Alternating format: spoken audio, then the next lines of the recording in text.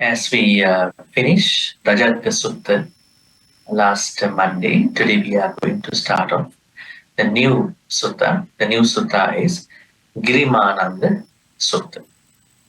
I think you already got the link.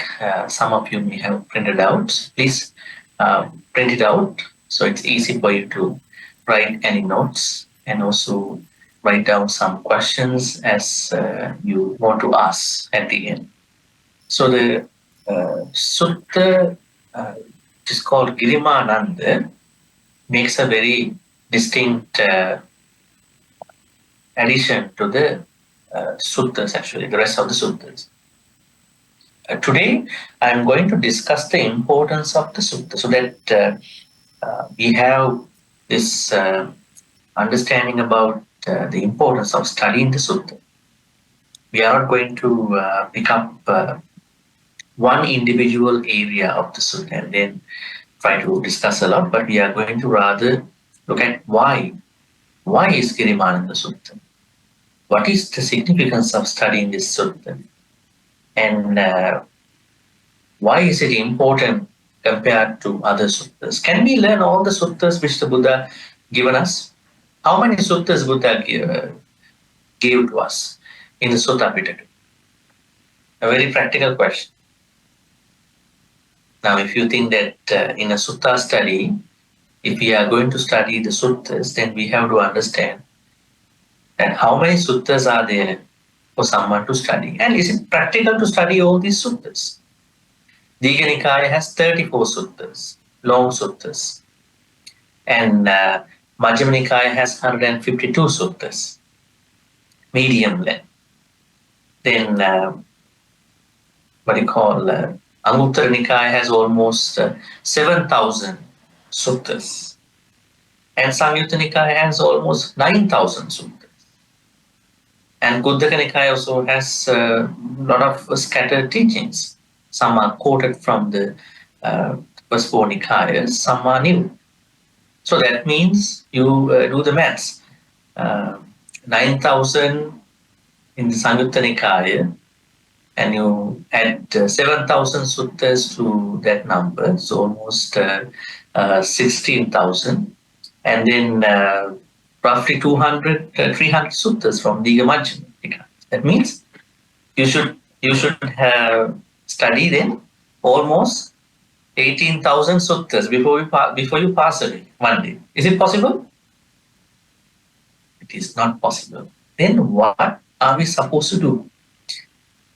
We are going to learn suttas under a teacher. Especially a layperson needs to understand the important suttas for a layperson. Right? Then you are only covering them, they are important. All suttas are important differently.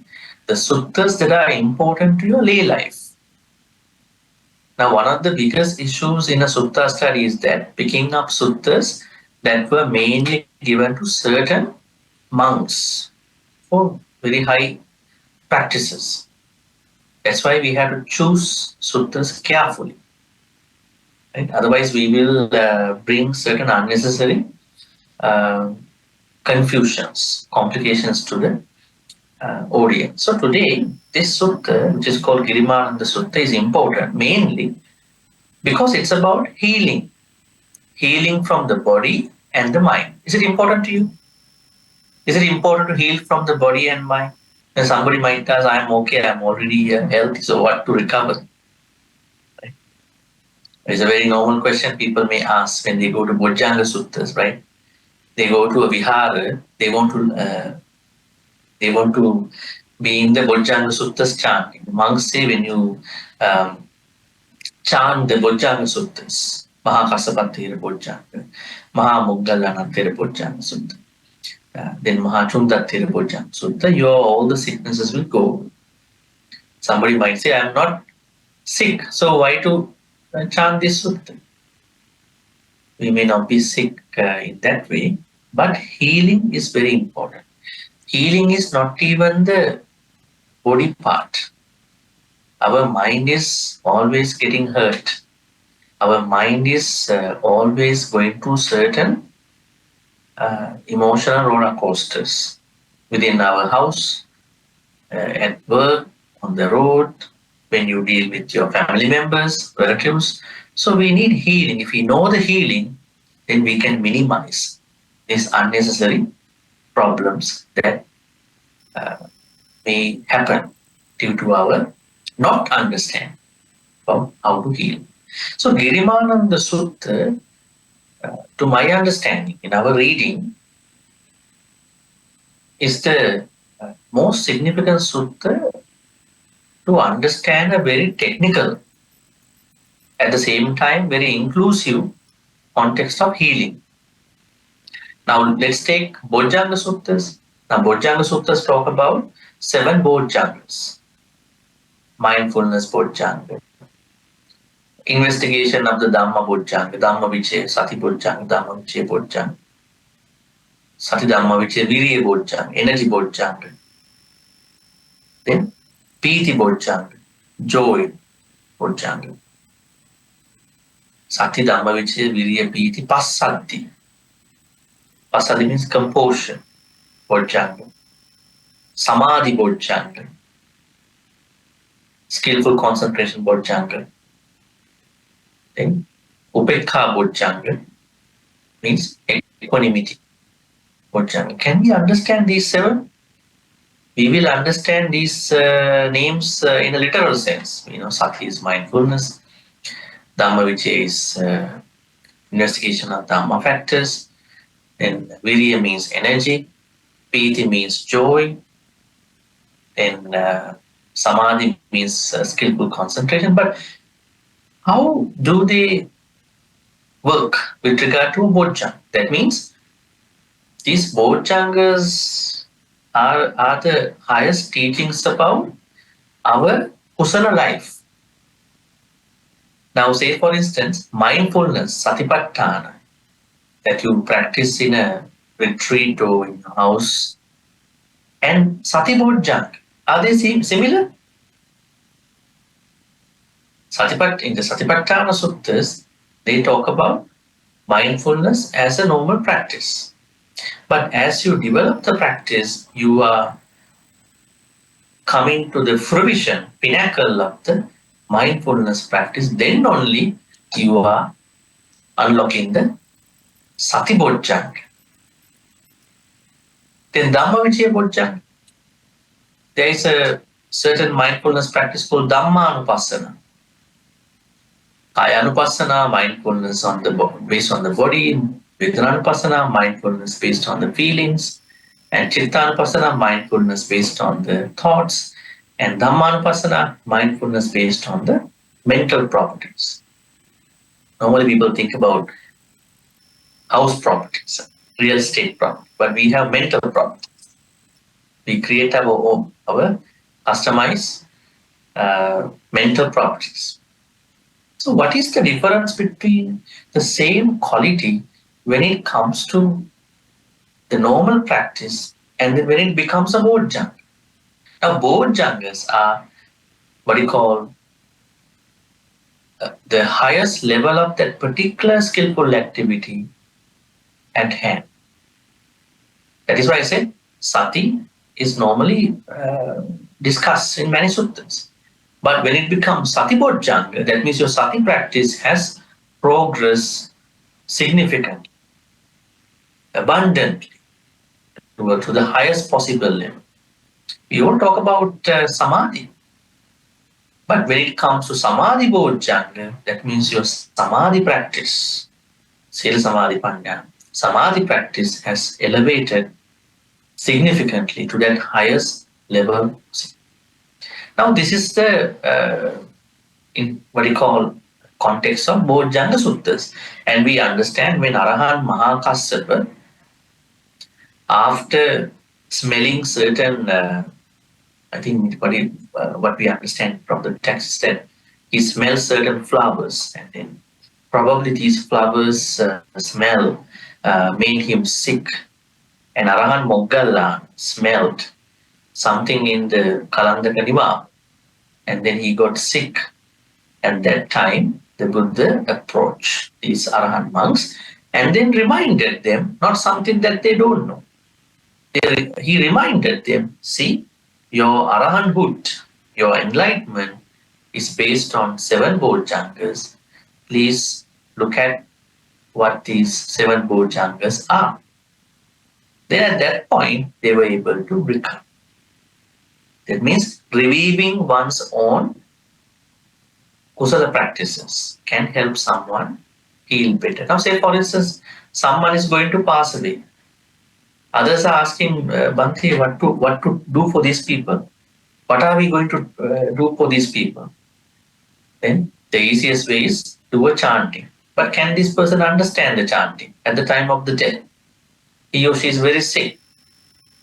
At that time, the what do you call according to Abhidhamma, they say the javanas, intensifiers, they are having a very low number. Normally, we have a seven javanas, seven intensifiers before a thought is going to be registered. But when someone is going to pass away, that number is going down to 5. That means thoughts are not very powerful at that point. Because the moment our consciousness that is going to depart the body is going to leave, at that point intensifiers, karmic thoughts are not properly working. So what to do with regard to someone who is going to pass away already?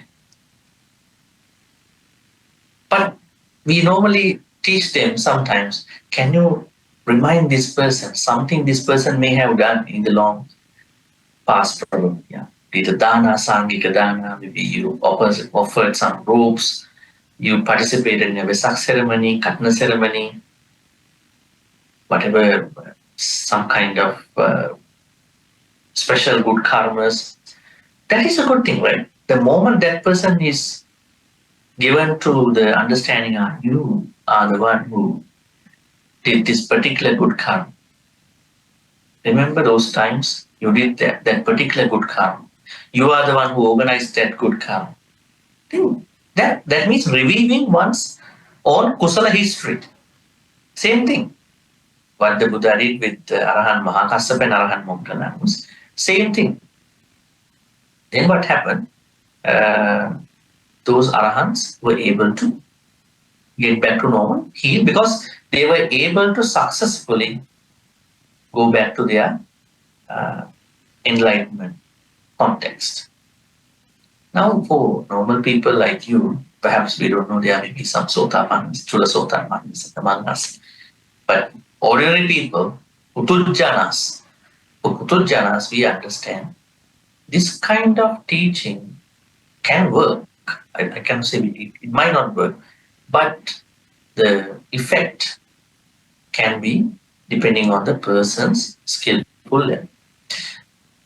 Whereas Girimananda Sutta, the one that we are starting from today, gives 10 perceptions.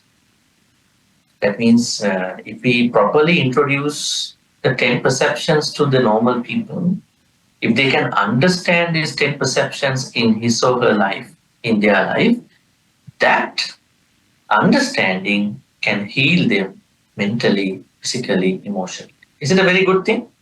Is it a very significant claim? It is. So that means the healing happens according to the Girimananda Sutta, depending on how much one can understand the 10 perceptions. Now, 10 perceptions as a Dharma thing is very clear, but nobody can understand 10 perceptions without putting them into their personal life. Dhamma is going to be very workable if you bring them into your personal life. That's why Buddha said in the, what do you call, Dhamma's great qualities. I think we learned that under the Dajjagga Sutta. Swakato Bhagavata Dhammo Sanditthiko Akaliko Ehipasiko Panayiko Pachattang Vedita. Pachattang Vedita Bovindu. Means in the journey of Dhamma, one has to become a Vinyu, a wise person. And how does one understand Dhamma? Pachattang, individually. one can understand the Dhamma individually. That means, what does it mean? There are books, 10 people go to a library, pick up the Dhamma books. Now they are creating their own agreement. Now you start from here, I start from here, and we read the Dhamma books. So what do you think? Will they similarly achieve the level of progress? No. They read the Dhamma book and they bring that Dhamma into their personal life. That personal life, what is that? How does someone understand anicca? One very small example. We have so many opportunities to understand anicca. So what is the problem? Is it the problem with anicca concept itself? Or is it a problem with opportunities? Or is it our own problem not being able to understand what's happening in our daily life? It is our problem in not being able to understand it. But there are so many opportunities for us to understand anicca. So many opportunities to understand other Dhamma concepts. So therefore, it's very important to uh, understand the personal life with regard to the Dhamma knowledge that you are gaining from any monk, any Dhamma book, or whatever the source that you are creating. So Girimananda Sutta is such a very good sutta in that perspective. All right. Before we jump into this overview about the Girimananda Sutta, let me discuss certain things about healing, actually, because that is why we are picking up this sutta. Now, there is a sutta in the Anguttara Nikaya, the same Nikaya, I think in the fourth section, where some people translate wrongly, actually.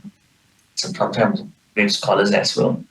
There was one translation that was given by somebody sometime ago, just out of respect, not to mention the name, but just translated itself. If there is someone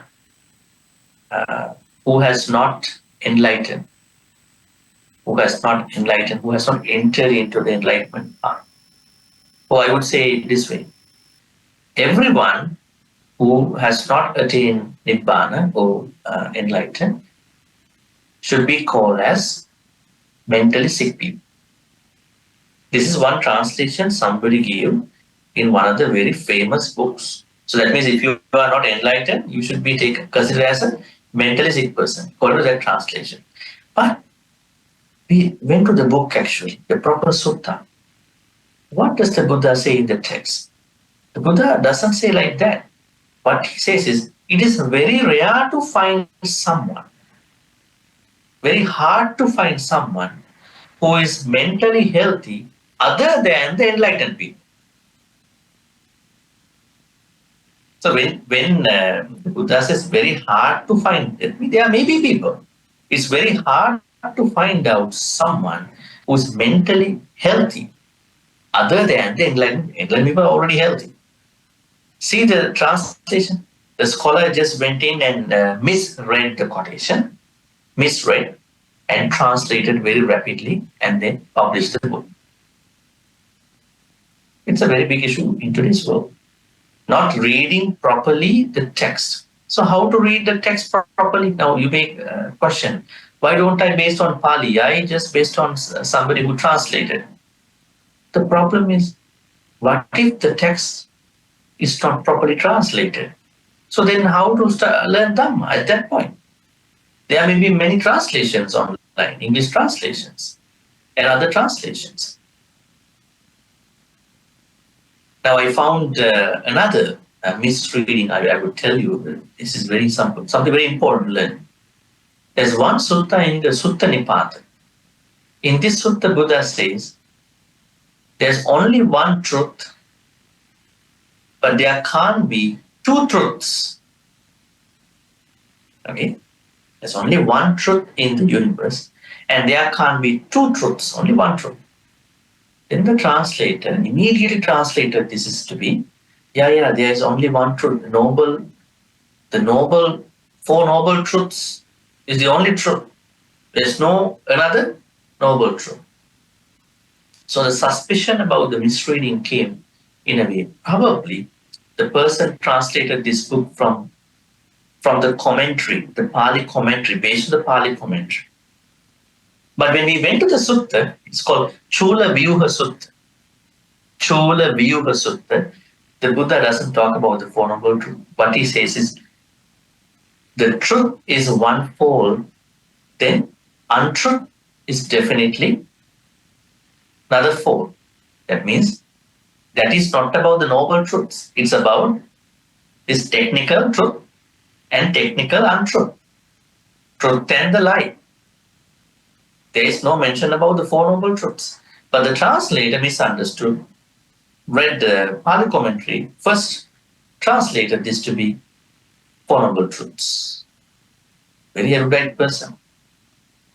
We are not blaming anybody. What we are trying to say is here, I thoroughly advise you, it is better to learn a little bit of Pali, not too much, like a working reading level of Pali and a working knowledge of Pali. So not that you need to learn to become a scholar. If you cannot do that, at least learn from a proper teacher.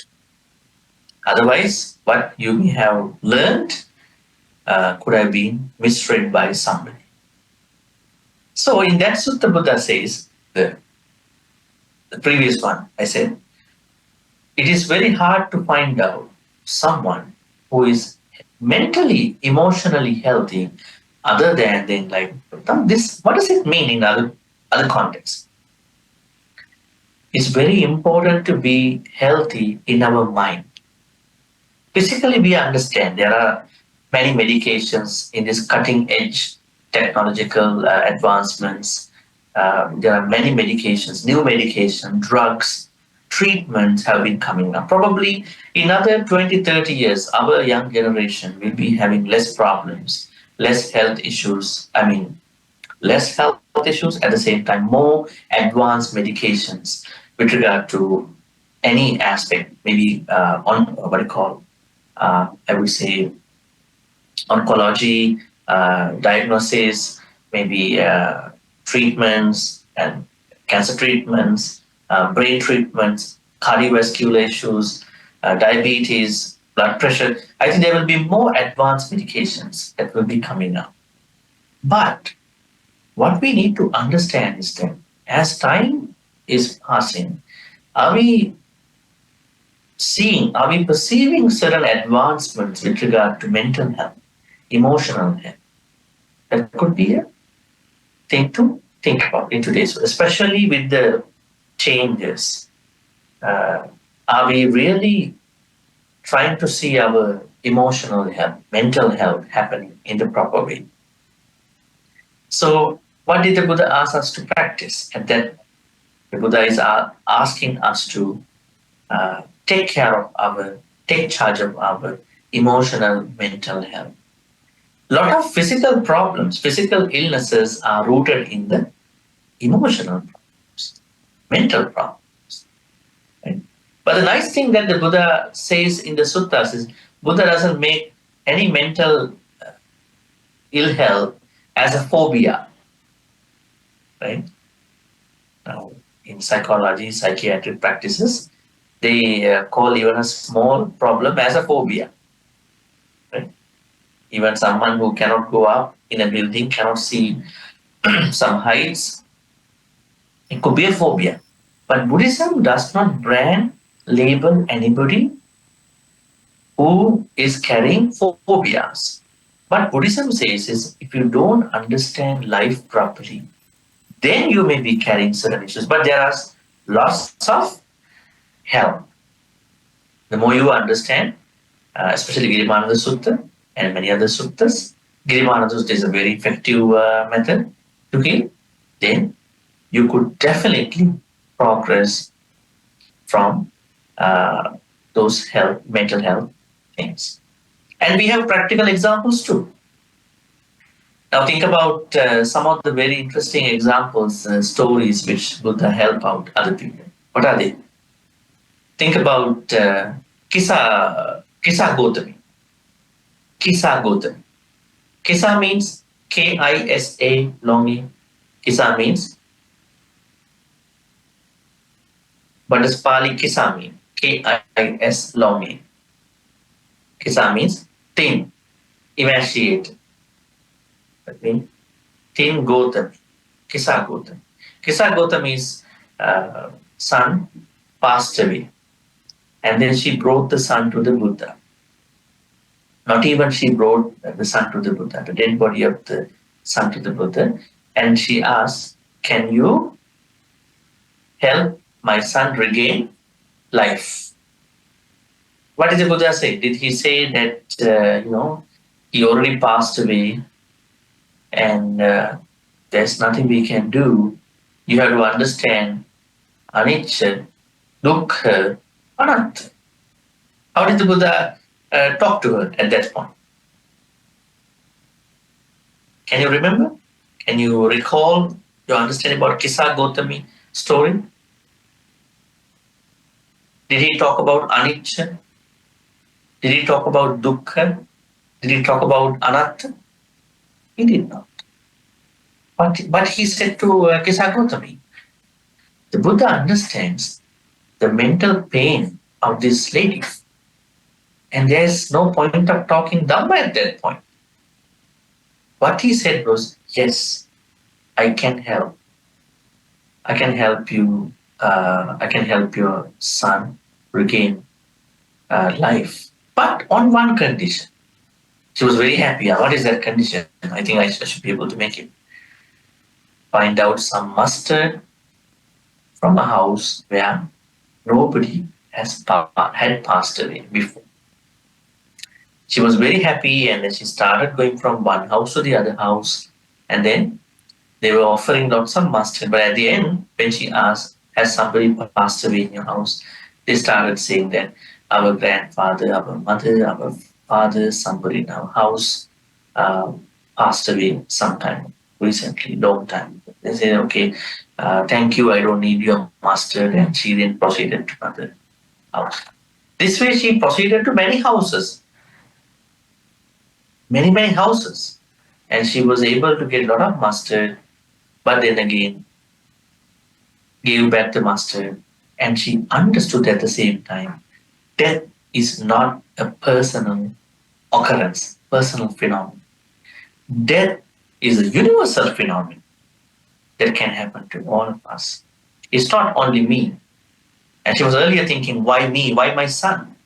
But then again, after going to many houses and then looking at what has been happening, she understood, why not me?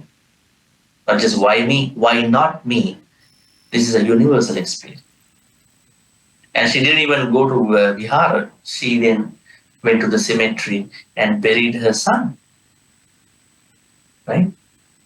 What is this story talking about? The Buddha's understanding in how to address people's mental health. If you bring a dead person into the temple in today's world, uh, perhaps this could be the opposite. I think the speakers will start a very high-end Dhamma talk, anicca dukkha anatta. But what did the Buddha do? Buddha knows how to talk to people, how to solve their mental problems.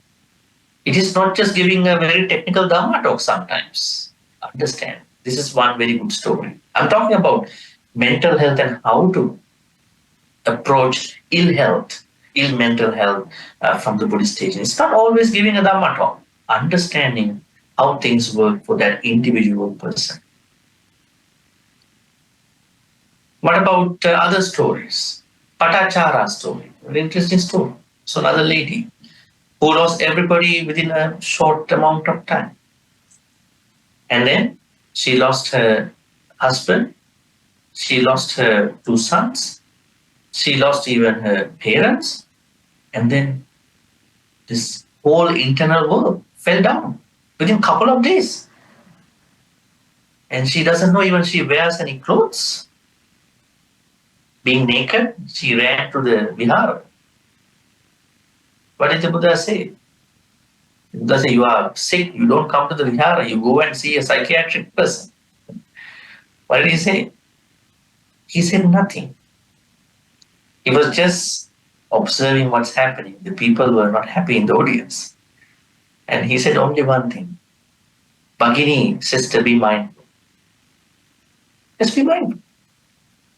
Because she had done some good karmas in her past life, and plus she's an intelligent woman before she became like this, she was thinking, what is he talking? It's something that I have, but I don't know I have it. This happens to some people. Some people are suffering, but they know they are suffering. At the same time, some people are happy, but they don't know that they are happy. And there are some people who are hurt, but they don't know they are hurt. Right? But there are certain causes and conditions trigger the truth. And then Patachara came to understand, yes, I'm not mindful, but I have to understand what's happening in my life.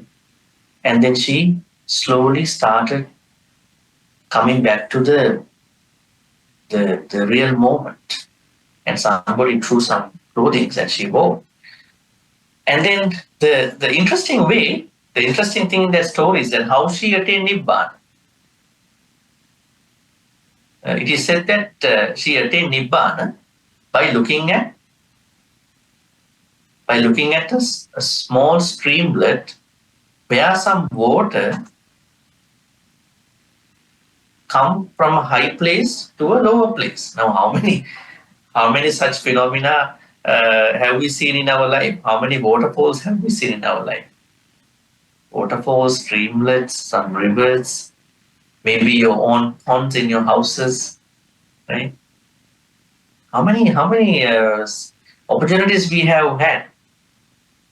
And she understood the water that is up in the high place of that particular streamlet is not the water that touches down in a moment of time. And she understood that. And she became an arahant. I'm not saying that this is possible for everybody, but I'm saying that even when you are truly understanding your personal experience, for her, that pain, and she was able to use that pain to understand the Dharma. This is one other story, Isagotami Patachara. And you take Angulimala's story. Angulimala, the very famous brigand who was killing people on the road, ambuscading people behind and then killing people, and then killing one person just for taking one finger. Just think about what kind of a serial killer is this. And then he was short of one finger who filled the target. And this time King Kosala asked special forces to go and catch him. And then mother saw this. Definitely he will be killed in this operation. And mother wanted to go and help son. And then Buddha saw that although Angulimala was such a very bad person in this life, because of the wrong instructions, but he had done good karmas in the past life. And you know that the Buddha looks at people 2 times a day. I mean, he looks at people, but he particularly looks at people 2 times a day. Who am I going to help out today? One is in the morning, one is in the evening.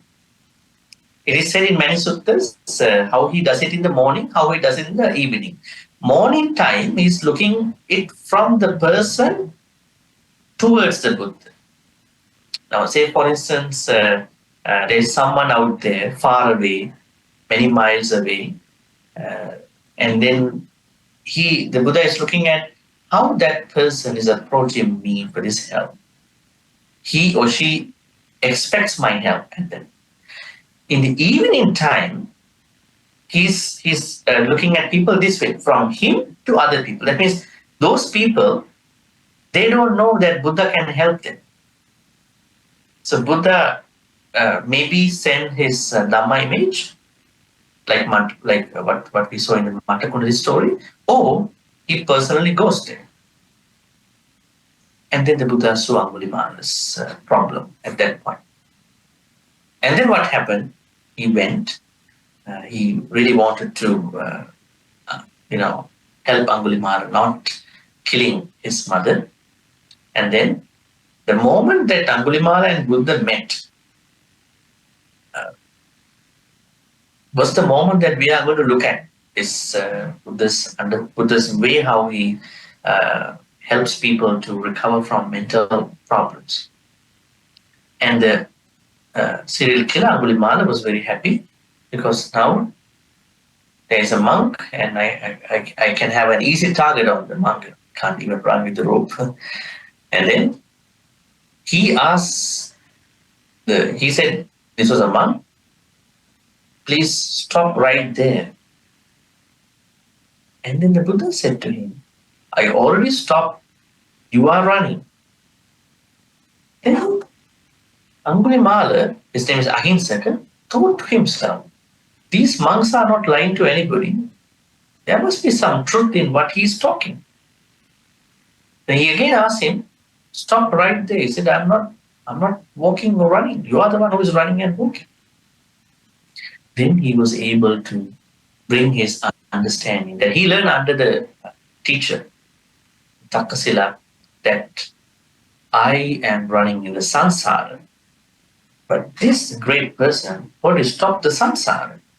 And Buddha helped Angulimala's mental problem in that way. So many examples can be seen in the text, right? Even if you take very interesting example, Chula Pantaka story, very interesting. Chula Pantaka and his brother monk is Maha Pantaka, M-A-H, long A, Maha Pantaka. Pantaka, what does Pantaka mean? Pantaka means passenger, right? Passenger, I would say maybe pedestrian or somebody. That Maha, great, and Chula means small, little. So Mahapantaka, he was Arahant. Mahapantaka, Arahant Mahapantaka, he became a monk, before his little brother monk, and then he became an Arahant. And then during the time this incident happened, he was the monk who was taking down the invitations, dana invitations of the monks. So one day, his brother monk wanted to become a monk. Then he said, okay, you can become a monk, Samanera. And then this Arahant Mahapantaka, his brother, said, okay, now you became a monk, you need to memorize stanzas. Especially, you don't have to memorize a lot of stanzas, you memorize this particular verse. And he gave her a stanza, 4-line stanza. But what happened? Chula Pantaka, now his little brother monk, could not memorize this stanza.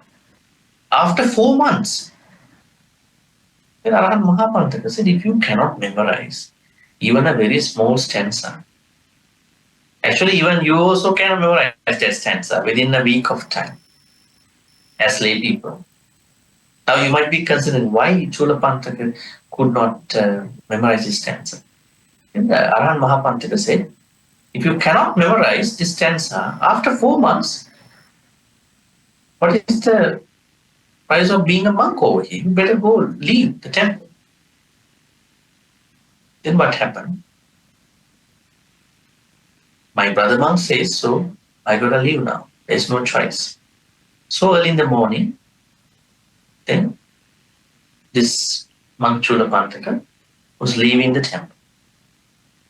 At that time, the Buddha saw is leaving, and then he showed up somewhere on his path and he asked, why are you leaving? He said, Arahant Mahapantaka, my brother monk told me, if I cannot memorize this stanza for 4 months, you have to leave. It's no purpose of being a monk here. Then the Buddha said something very interesting. This Buddha Sasana is not of Arahant Mahapantaka. Arahant Mahapantaka. Anybody who is becoming ordained is ordained by other monks on behalf of me. It's an interesting claim. Now you see there are many places where lay people are being ordained by Sangha members. They are doing that on behalf of the Buddha. Now, the other problem that is coming up with this question is that then can Sangha members disrobe another monk? Now, same thing is given in this context. Arahant Maha cannot ask you to leave because you became a monk in my sasana, and whoever ordained you was ordained you on behalf of me. And then he said, okay, I will help you out. I will give you a white cloth, small white cloth. What I ask you is that you don't need to memorize the stanzas. You just need to rub the white cloth against your palms. Just do it. And tell me what is happening, probably by the evening. So Arahant, the Chulapantaka, monk Chulapantaka doesn't know anything.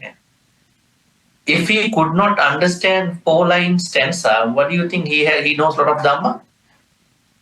What do you think? Just think about it. If he cannot remember, recall, memorize a small verse, like a very small verse like Sababa Pasakarna, what do you think? Does he know a lot of Dharma? But Buddha said, don't think about anything. Only you do this and properly observe what's happening to the white. So he was actually doing that.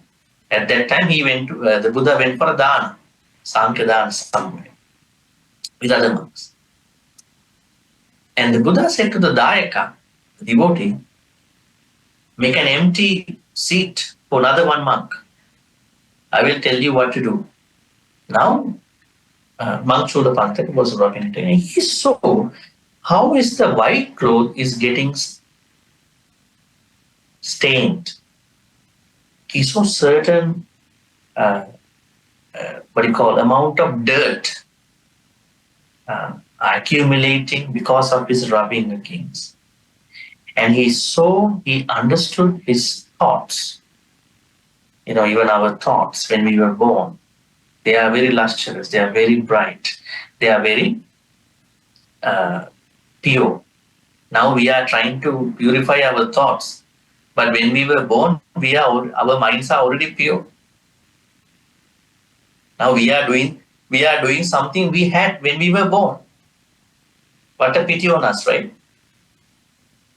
Our minds, the Buddha said, Pabassara midam bhikkhave chittang. Our minds were very pure when we were born. But then what happened as we live, external upakilesas, they started coming to us, and then our minds become polluted. But then what happened is Monk Chulapantaka understood, even my mind is this clear, like this white cloth, but as I rub it against, I saw how are the dirts being piled up and accumulated. So is my mind. And he became an arahant. He became an arahant, enlightened person in this story.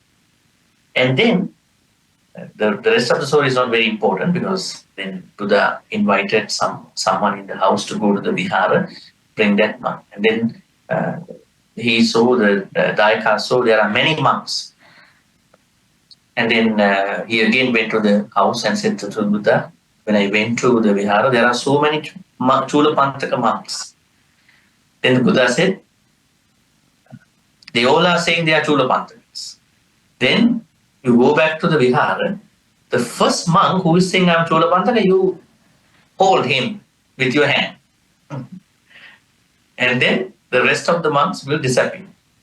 This is a kind of a miracle. That's what the story. Then the Buddha was explaining why Arahant Chulapantaka was not able to memorize a 4-line stanza. There was a story attached to that. It's important to understand the healing part and then that too. Buddha said in one life, this Arahant Chulapantaka was a very smart student. He was the smartest student in class. So when other students who are not as smart as him approach him to ask certain subject matters, he mocked them. He laughed at them. You guys, you don't know me? I know better than you. So you haven't studied. See, this is something simple. And he kind of mocked them and laughed at them. That bad karma came to him, even his last life. That way, never ever laugh at anybody or anything. Because this karma is coming after you. It's not even coming after you just for one life. It is coming after you till you are enlightened. Sometimes you know a lot of Dharma, but enlightenment is not coming up. Why? Some small samsaric problems. These samsaric problems were created by us. That's why we had to make them minimum, get rid of these things. So the story says, how did the Buddha heal this Chulapantaka, Mark Chulapantaka? What if the Buddha also was to say, if you cannot learn about 4-line stanza, you also go back home because there are many other monks who can come to my Vihara? No, such compassion. The most important thing in the Buddha's life is he is the most compassionate one. He got a lot of smart people, at the same time he got the rest of the people as well. He was giving his compassion to everybody in that healing part. Right? This is one other example. Isagotami, Patachara, then Chulapantaka. I pick a couple of them actually. Then what about other people? Now, say for instance, the Akkosaka Bharadwaj story. Akkosaka Bharadwaj. This Brahmin, Bharadwaj is the name, is Akkosaka. Wherever he goes, he blames everyone, scolds everyone. When he goes for a restaurant, he scolds everybody. Not even the people who are cooking, even the people who are sitting down. And he goes to a family gathering, he scolds everybody in there. So everybody is very scared, who will be the pick today? Who will he be shooting today? And he went to see the Buddha. And he scolded Buddha. Very, very swear words, bad words. What did the Buddha say? Hey, I am the Buddha, you should stop talking to me like this. He was patient listening to him. And then he was scolding him for a long time. Once he finished, the Buddha was asking him to make sure that, Brahmin, are you done with your scolding? The Brahmins never lie. That's something very interesting. Brahmins can be very bad, but they never lie. It's like the ghost and Deva and Yakka, they never lie. Amanusa never lie. Non-humans never lie. Yeah? Only humans lie. That's why I connect another story to this one. There was a time that one Naga became a monk. And then Nagas can become humans, can impersonate human beings. Naga wanted to become a monk. And then he approached a certain Vihara, told that senior Sangha member, I want to become a monk. Okay. And then they ordained him with another human monk actually. So they got a twin sharing in the kuti. One day, the other monk went for a walk or something. When he came back, he saw the whole room is full with something. He can't even see the window or anything. He saw, looks like a very big snake is inside. Then he was very scared. He went back and then told the senior Sangha member, I think there's a very big snake came into my room. I can't even see anything. And when they came with other Sangha members, there is only the other monk sleeping, but he was already up. What may have happened is that when a Naga member, even impersonating a human, sleeping, they go back to the default Naga mood. That's what happens. They can impersonate when they are, up, But when they are sleeping, they go back to the Naga position. So this was alerted to the Buddha. Then Buddha said, next time when you ordain anybody, you must ask, are you a Naga? Are you a Yakka? Are you a Deva? You must ask, clarify from the layperson. Because these non-humans never lie. So when you ask, are you a Naga? Yes, I am a Naga, so you are out. You are not eligible to become a monk. Right? That was the story. So in this way, non-humans don't lie. Humans may lie. There are good people too who never lie.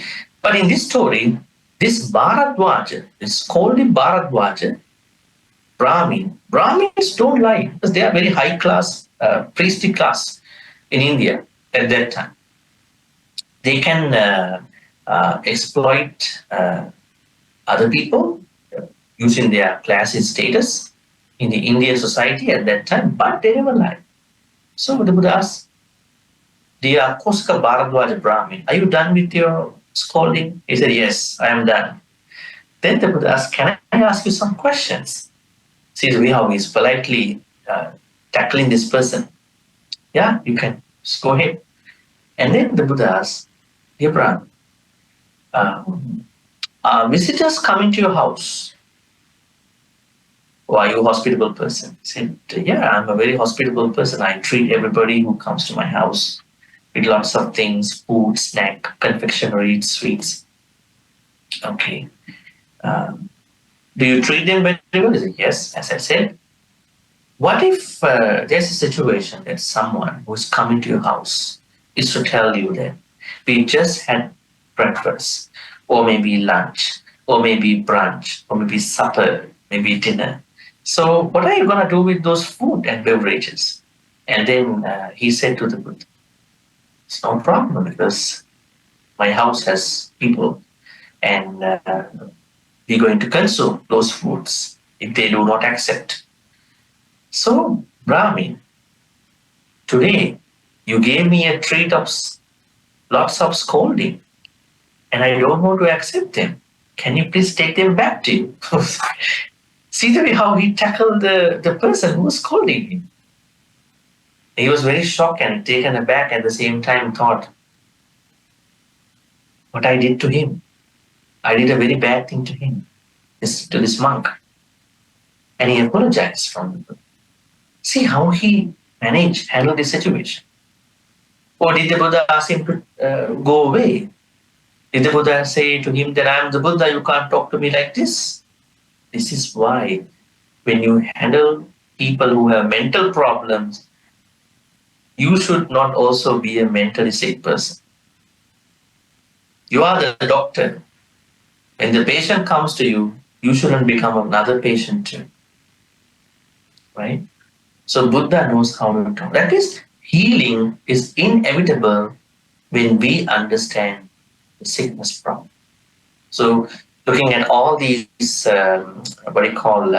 areas of how the Buddha approached mentally sick people, and we have lots of lessons that we can learn. So in this whole 1 hour, I was trying to tell you the Buddha's way to treat people who are mentally sick is very interesting. We have to learn from how he did it through his personal events. And then on the other hand, there are physical illnesses. Right? And there are lots of teachings that we are going to learn about physical sicknesses in this sutta. Now we are going to take a look at the sutta briefly. Things that we are going to learn from the other weeks. All right, perhaps you may have already printed out this sutta, Anguttara Nikaya's 10.60. 10 point means this section, 10 section, has suttas which carry number 10. It means if there is a sutta about something, it must have 10 by number. Okay, now you can see how this goes. As you can see here, I think we can do the first part here because it's just a background story. Ekang samayam bhagava savatiyam viharti jetavani anadapindika sara. At one time, the Buddha was staying near Savatthi in Jesus Grove, Anathabindika's monastery. Now at that time, Venerable Girimananda, not Anand, Girimananda. What is Girima? Very interesting. It is said that monk Girimananda was the son of the chaplain to the king at that time. So then he started becoming a monk, and then he was staying in a mountain. So means mountain. Ananda in the mountain. And only we know Bhante Anand, Venerable Anand is just Anand. But this one Girima Anand. That means the Anand, Venerable Anand, who is living in the mountain, Girima, or hill. And then, so Venerable Girimananda was sick. He was having pain and bravery. What are the Pali words for that? Ayasma Girimanando, Abadiko, Dukkito, Balhagila. See, we have to learn these three words. Abadiko means Abad. Abad means Bada, obstructions. Bada in Pali is obstructions. So this, when it is preceded by A, it means someone who is up for an obstruction, mental or physical. Now here definitely physical obstruction, sickness. And then, now the literal word is sick. Dukkito. Here dukkha means pain. Depending on the severity of the sickness, is in pain. Not even in normal pain. Balha. Balha means extremely. Gilanu means sick. He is extremely sick. Now, when you learn about monk Girimananda in other places, especially if you go to Theragatha in the Kundaka Nikaya, Theragatha means all joyful statements by monks. Therigatha means joyful statements by the nuns, Arahan monks and Arahan nuns. And we find out Arahan Girimananda later on after this recovery, he was giving his happiness. What he says is that I am free from greed, I am free from hatred, I am free from delusion. Rain, please rain now. Very interesting. Now, say for instance, when it is going to rain, what is our perception about the rain? It's rainy, a lot of traffic on the roads today. And then maybe you have to get all these clothing that you put outside, for drying. Maybe you are always going for certain things to, probably bring inside. Maybe you feel that different experiences of that. But in this Arahan Girimananda's Theragatha stanzas, he's asking rain to rain. I am ready. How he takes it is in a metaphorical way. It is said that even in Dhammapada stanzas, when the house is properly thatched, when the house is properly roofed, there is no single water drop that comes inside the house. In the same way, when the mind is properly fixed, there's no single lobha, single dosa, single moha that can enter into the mind. So rain, I don't care. Please rain. I want to see how does rain work. And some monks even said, Devocha Vasati, Devocha Galagalaya. Some monks even beautifully put it in this way. Devo means, what does Devo mean? D-E-V-O. Has anybody found out this Pali word? D-E-V-O. Devo Vasatu Kalena Sassa Sampatti Hotucha. Pito Bhavatu Lokocha. Raja Bhavatu Dhammiko. Devo means rain. May rain at the right time. Right? Normally we expect rain to rain at the right time, not at the wrong time.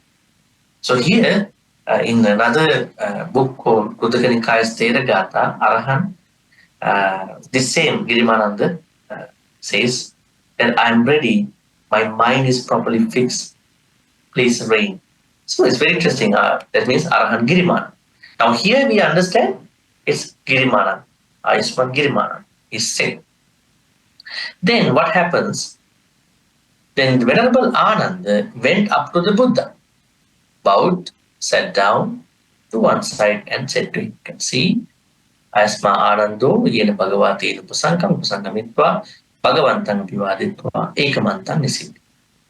Ekamantan Nisid no ko Ayasma Anando Bhagavantan. Venerable Girimananda is sick, having pain, and severely sick. So, Venerable Ananda is requesting the Buddha, please go to Venerable Girimananda out of this Pali word. Anukampang upada. Out of, we normally call anukampa means, it's not just sympathy, I also quoted this translation. Anukampa means empathy. In Pali, we understand the three English words vary at different levels. The higher level is karuna, compassion. Then the working level of karuna is kindness. Now, normally you will do kind activities to become compassion. So we call it everyday kindness, which is what many people are lacking in today's world, right? Sometimes people are very knowledgeable, intellectual, rationalized, but kindness is not that much happening in their lives to other people, with many, many other conditions, right? And then what is before kindness is empathy. That means you are trying to put yourself in other person's shoes. You are trying to understand, empathize. What is this pain like? What if I go through this pain? I think if we do that, we can minimize lots of problems in our life. Because we always work with our own attitude in your family relationships, with your work people. Time to time, try to put you in other people's shoes. And then you will understand how much kind can you become in that perspective. Normally you see, I'm here, A person is over there, B is over there, I'm like this, you must do the way how I look at it. Then more problems are coming out. But that person A, person B may be going through a bad time. You never know. Who knows? So this, what you call anukam. Then another layer is sympathy. Sympathy, empathy, compassion. I would say the smallest version could be sympathy, and then a little bit bigger version is empathy, and then the biggest version process is compassion. Means you are able to do something for those people. We might not be able to have the Maha Karuna. Maha Karuna means great compassion. Right? So here, the Pali word anukampang upada, you can see this in the text over here. In Pali word anukampang upada means out of empathy. Some people even translate this to be out of compassion. They also translate this as a synonymous word. Have you ever found out this Pali word somewhere in your practice? Anukampang upadaya. Can you think about any other place? When you come to the Vihara, are you doing a Buddha puja? Is a monk bringing you to the Vihara and doing the puja? Or you are doing it, they're doing it? How do you do the puja part? Adivase tunu bante paniyang parikapitan anukampang upadaya. Patiganhatu.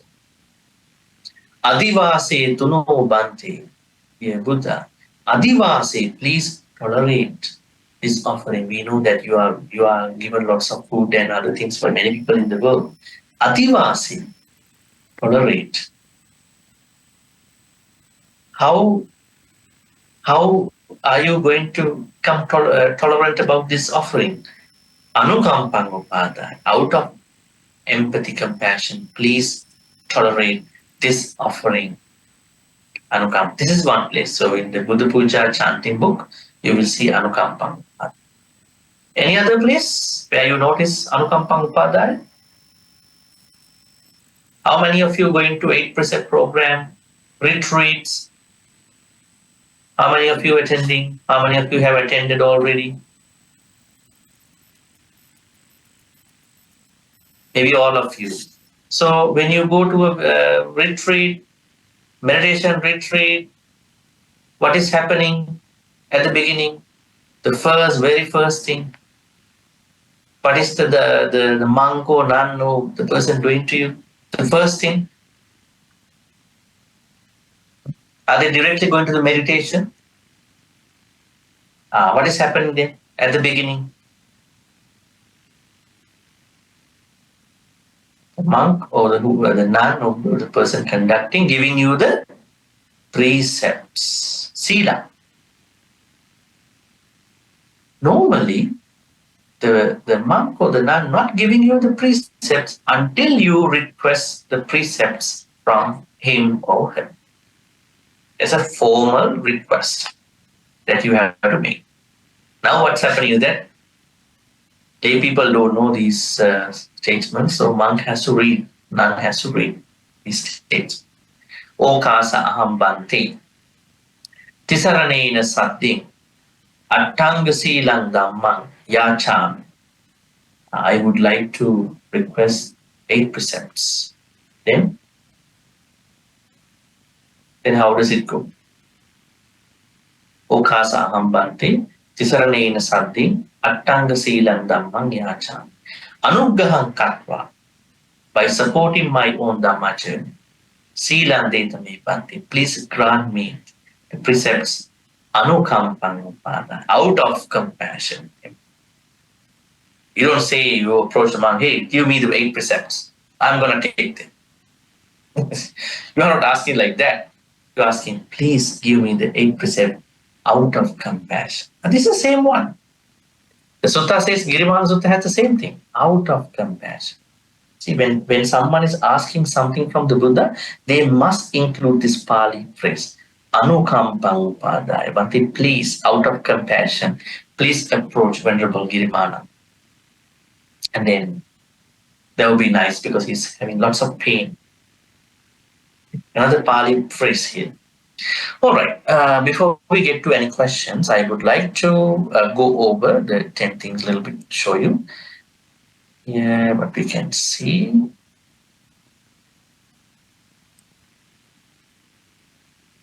Right. Okay, now, what does the Buddha says?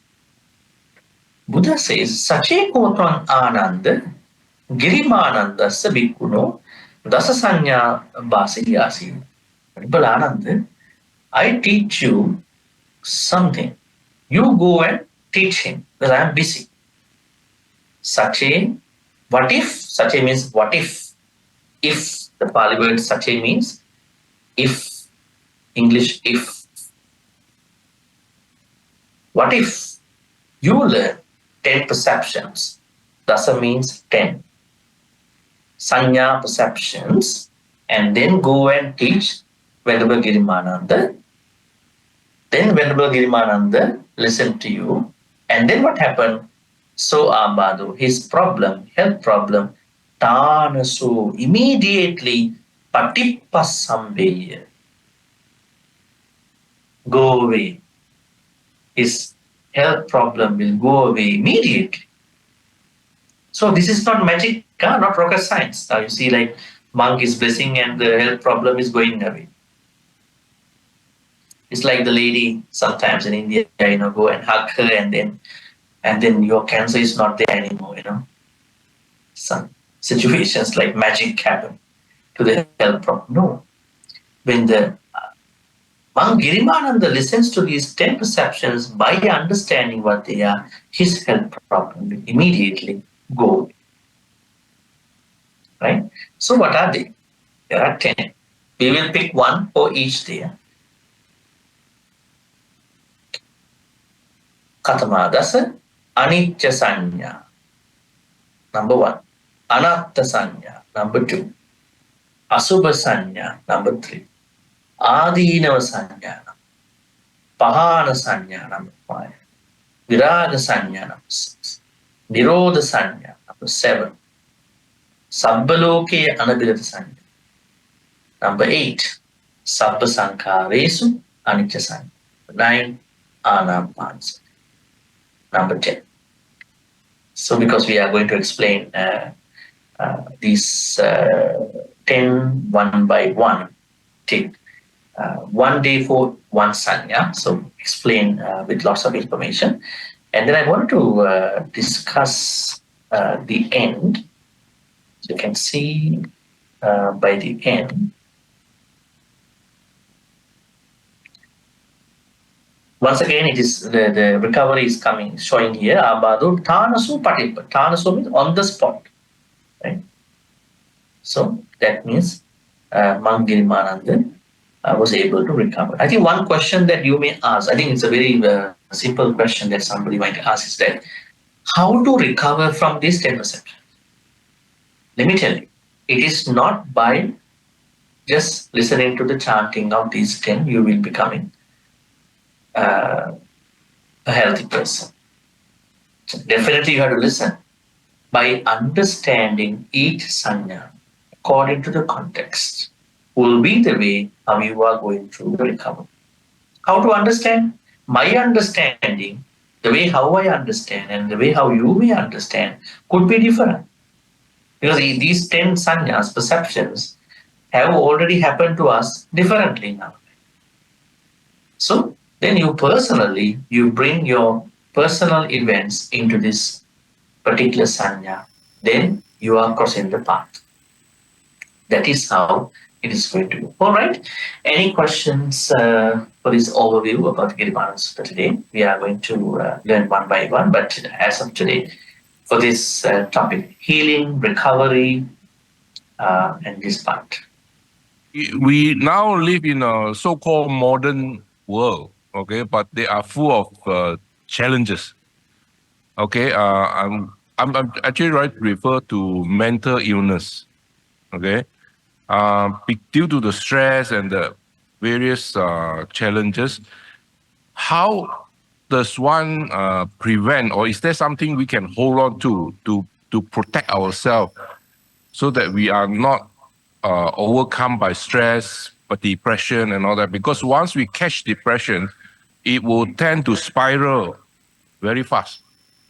So before we get into that trap, so to speak, how do we prevent ourselves from going in that trap? Very important question before we get to the health problems. The first thing when you are going through a problem, physical or mental, as you said, mental problems, the first thing that you have to keep in mind is that not to react to the problem. What is happening to us is that we are naturally going to react to that particular negative experience, mental or body experience. So try to think the Buddhist way is to respond. How to respond?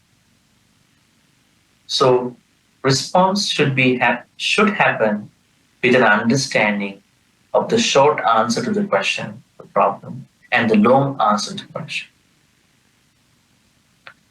So in today's world, whatever the problems you are going through should have a solution. But that if you are not wise enough to find that solution, definitely don't react.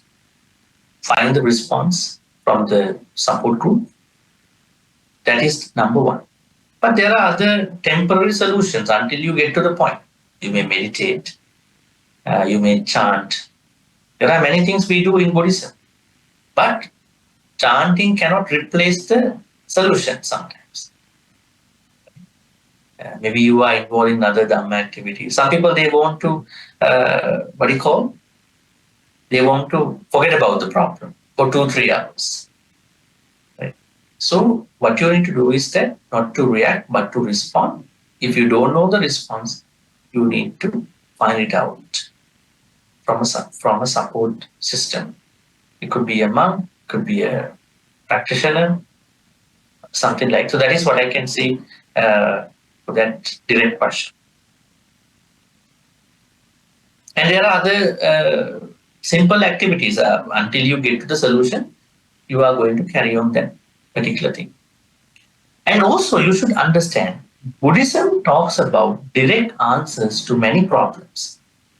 Buddhism does not ask us to sleep when the problem is over there. Don't try to sleep. Now, say for instance, wealth management, money management, financial management has been clearly given by the Buddha.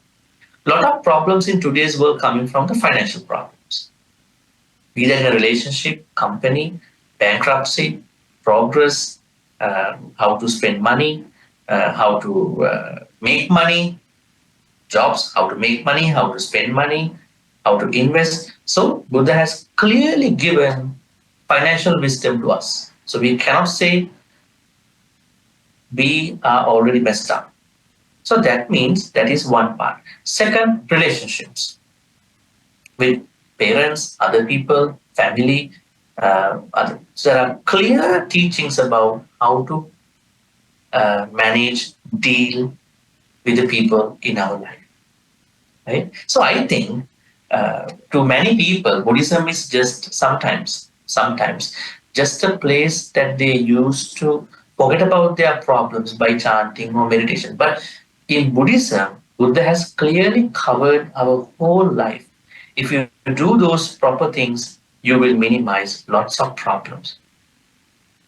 Maybe there are a lot of advancements in this modern world, but all these advancements are rooted in the what you call uh, properly executing the uh, Buddhist practice. So if you know those Buddhist teachings, you will minimize. And let's say sometimes when you even you do those things, you are with people that you cannot control them.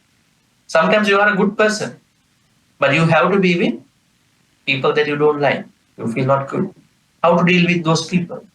Then you have to find out the wisdom to deal with these people, different people, right? So, uh, not reacting but responding with a proper, wise approach that can help you find out. Then you are going to follow a certain wise person, teacher, or maybe a support group that will help you to stay onto the solution, short and long term. Meditation also a very good way to just to keep our time going on. Sometimes with problems people can be depressed. At those points, you do a meditation, maybe a chanting, do a puja, participating in a group activity. They can help you to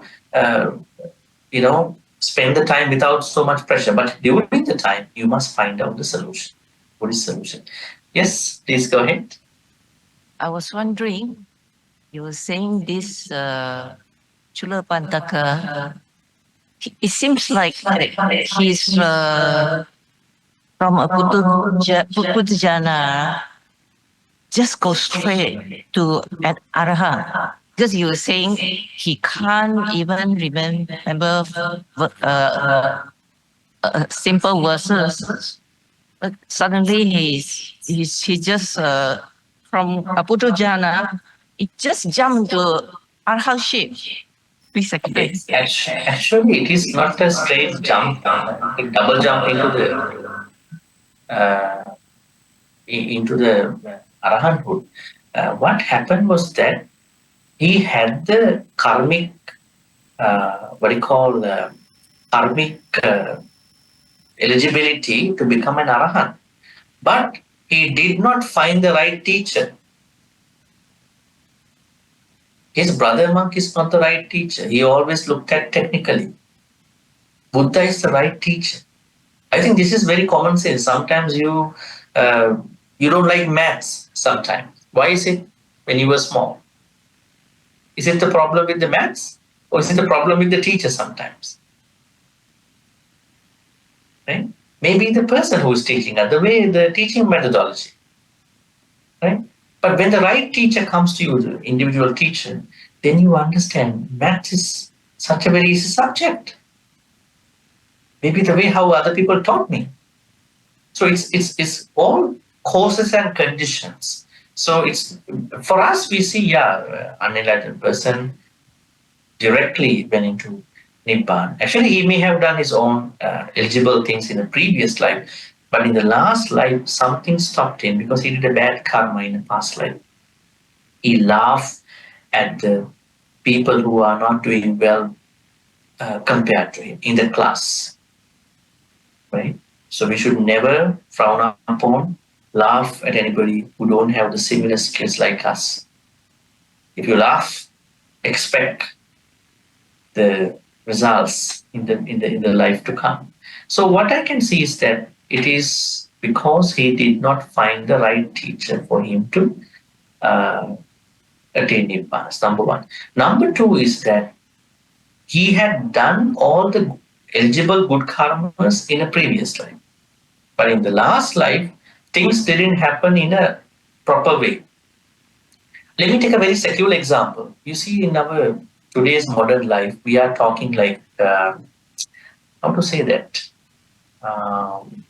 we are teaching people, study well, choose the right path to pursue, and then you will succeed in your life. There's a certain traditional, maybe modern traditional ways that we are encouraging young people to go. But out of all these people, there may be someone who might not be really following the traditional or modern way. He or she has his own way, might be outsmarting everybody in the class in many perspectives in his or her life. Right? So, in that case, what we are understanding is that it might be a very haphazard, irregular way of someone entering into the enlightenment. Now, say for instance, what we understand so far is that you become a chula sotapan, little sotapan, saddhanusari, dhammanusari, then you attain sotapatti, first enlightenment, then you attain sakadaga, then you attain anaga, then you attain nibbana. So who has the blessings to go like this? Chula sotapan, sakadagami, anagami, arhat. It's not.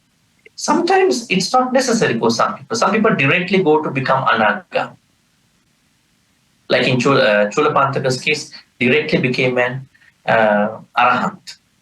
But there are other many monks who were becoming sotapan, then sakadagami, passed away. Right? So there is no certain regular way to measure this out.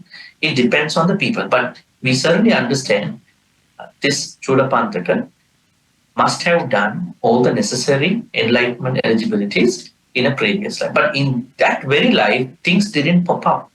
He was waiting until the right teacher inspired him, right? Because that's what happened. So but this has to be understood. We have to be very careful not to frown upon anybody because all are eligible for the enlightenment. We all are maybe bodhisattvas, definitely. So we have to all respect them. Those who learn the Dharma, those who don't learn the Dharma, those who are differently existing, they all are eligible to become enlightened. But there is someone who is seriously following Dharma, someone who is not seriously following, but everybody is eligible to go to this bodhicitta and enlighten at a certain point. So Chulapantaka is not excluded, so it's a part of that phenomenon. I was wondering, this Buddha's father, King Sudarana, he also didn't state whether he has attained Sotapatti or not. But it seems he was an arahant after Buddha has helped him.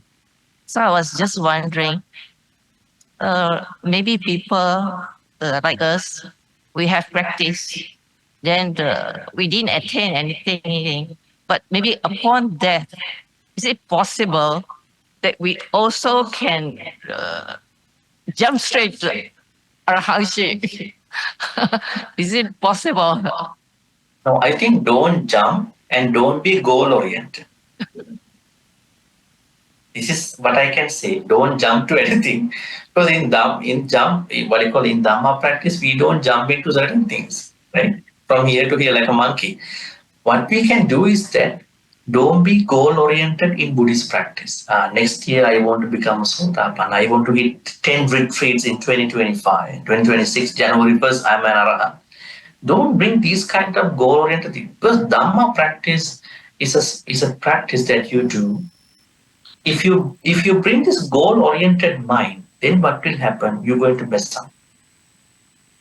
Sometimes you may be already an enlightened person, but you don't know. It can happen. So this goal-oriented mentality should be reduced actually. Then I think you will feel your Dhamma practice flows well. The only thing that you have to be concerned is that whether your Dhamma practice flows smoothly or not. That is the most important thing. Then, as a success of that smooth practicing, you must have attained or you will be attaining. That part should not be very much concerned because it will happen. Just now you mentioned that we should not be goal oriented. I agree with that. But then you say you should show that the flow is correct or flow or smooth or something like that. How do we ensure that? How do we make sure that You can't do it by yourself. That's why I encourage when you learn Dhamma, learn under a teacher. The teacher will understand your mindset, your attitudes, where you are struggling in your spiritual life and your material life, and give the proper instruction. Also, when you learn sutta, you should study with a teacher. Don't just go to internet and secretly find suttas, and you will get stuck because you don't know what they are talking exactly, the context. So, approach a suitable, proper teacher and follow. That is the good thing. So how to find a suitable teacher is another question. I'm not going to answer that. So you have to feel good about that thing. But teacher is the thing that will help.